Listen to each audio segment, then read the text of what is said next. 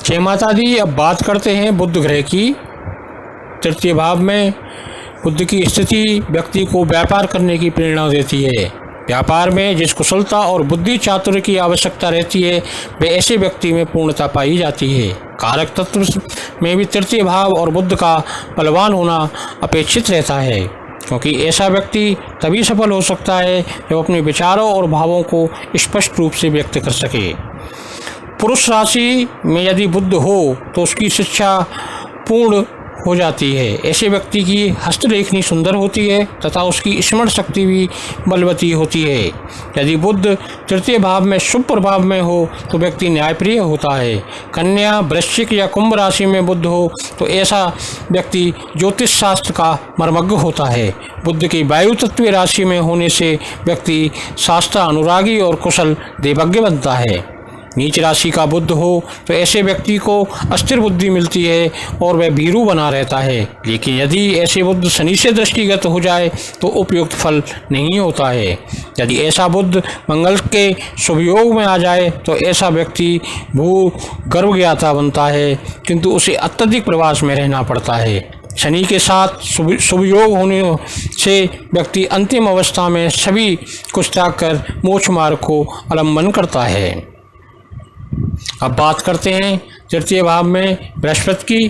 बृहस्पति तृतीय भाव में हो, क्योंकि बृहस्पति नैसर्गिक शुभ ग्रह है इसलिए उसका शुभ फल मिलना ही चाहिए। ये अनिवार्य नहीं है, क्योंकि तृतीय भाव में शुभ ग्रह शुभ फलदायक नहीं होते हैं, लेकिन इसका यह अर्थ कदापि नहीं है कि वे अशुभ फलदाता होते हैं। तृतीय भाव का बृहस्पति अशुभ प्रभाव में हो पर अशुभ भावों का अधिपति हो तो जातक खल और कृपण होता है तथा कठोर श्रम करने पर भी विशेष द्रव्य एकत्रित नहीं कर पाता है। यदि गुरु अग्नि तत्व राशियों में हो तो लाभप्रद रहता है। विशेषतः मेष या सिंह राशि में हो तो शिक्षित ना होते हुए भी व्यक्ति शिक्षित समझा जाता है। जल तत्वीय राशियों में गुरु के होने पर जलयान द्वारा यात्रा करने पर लाभ मिलता है। लेकिन यदि बृहस्पति वायु तत्वीय राशियों में से किसी एक में हो तो जातक का मानसिक स्तर अच्छा नहीं होता है तथा वह ज्ञानार्जन के लिए लालायित रहता है।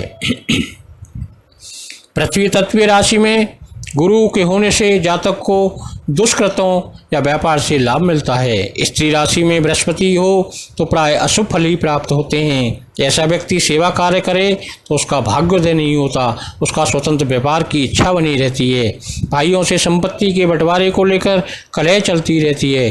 पुरुष राशियों में से किसी राशि में बृहस्पति हो तो व्यक्ति व्यापार की अपेक्षा सेवा कार्य में प्रसन्न रहता है। यदि ऐसा व्यक्ति व्यापार कर रहा होता है तो उसे छोड़कर सेवा कार्य करना चाहिए। ऐसे व्यक्ति की बड़ी बहन नहीं होती है, जबकि स्त्री राशि के बृहस्पति के कारण बड़े भाई नहीं होते हैं। जहाँ स्त्री राशि का बृहस्पति व्यक्ति को शिक्षित बनाता है, वहीं वह उसे गुप्तवास के लिए बाध्य भी करता है। तृतीयस्थ गुरु जातक की एकाएक धनी या निर्धन बनाना उसकी प्रवृत्ति होती है। ऐसा व्यक्ति जीविका के लिए अध्यापन का कार्य चुने तो सुख का अनुभव करता है। अब बात करते हैं तृतीय भाव में शुक्र ग्रह हो तो ऐसी व्यक्ति की रुचि कवि, गायक, चित्रकार या कलाकार बनने की रहती है। ऐसा व्यक्ति सदा आनंद मग्न रहता है और उसे अच्छे मित्र तथा पड़ोसी मिलते हैं। प्रवास अधिक करने पड़ते हैं तथा प्रवास के दौरान ही वह नए नए मित्र बना लेता है। प्राय शुक्र सहजस्त्र होकर शुभ फल नहीं देता है। शुक्र से प्रभावित व्यक्ति अत्यंत कामी होता है तथा ब्रह्मव्रत सुंदर रमणियों के संग के लिए सदा लालायित रहता है। ऐसे व्यक्ति में शौर्य नहीं होता, फलस्वरूप शत्रु के सम्मुख टिक नहीं पाता। यदि शत्रु अशुभ प्रभाव में हो, यदि शुक्र अशुभ प्रभाव में हो तो व्यक्ति का वैवाहिक सुखहीन रहता है। विवाह में व्यर्थ की विघ्न और बाधाएं आती हैं। पुनर्भू पत्नी यानी कि पूर्व विवाहिता से मिलती है या पत्नी से मनमुटाव चलता रहता है। अधिक आयु की स्त्रियां उसे अधिक पसंद आती हैं। इसी प्रकार स्त्री सुख के मामले में तृतीय भाव का शुक्र प्राय अशुभ ही रहता है। यदि शुक्र पुरुष राशि का हो तो कामुकता यहाँ तक बढ़ जाती है कि वह एक दिन में भी कई स्त्रियों से रमण करने की इच्छा बना लेता है। मंगल के साथ अशुभ योग होने से जातक बलात्कार भी कर लेता है तथा अनैसर्गिक माध्यमों से वीर्य का विनाश करता है। पत्नी योग्य तथा सुंदर मिलती है, लेकिन वह अभिमान बहुत करती है। स्त्री राशि में होने से स्त्री भले ही साधारण और व्यवहार शून्य होती हो, लेकिन जातक उससे ही संतोष करता है। धन के प्रश्न को लेकर भी ऐसा व्यक्ति प्राय चिंतामग्न रहता है। व्यापार में बराबर हानि लाभ की स्थिति बनी रहती है। तृतीय भाव का शुक्र बधिरता के रोग प्रदान करता है, अतः मध्यायु के पश्चात श्रवण शक्ति क्षीण होनी प्रारंभ हो जाती है।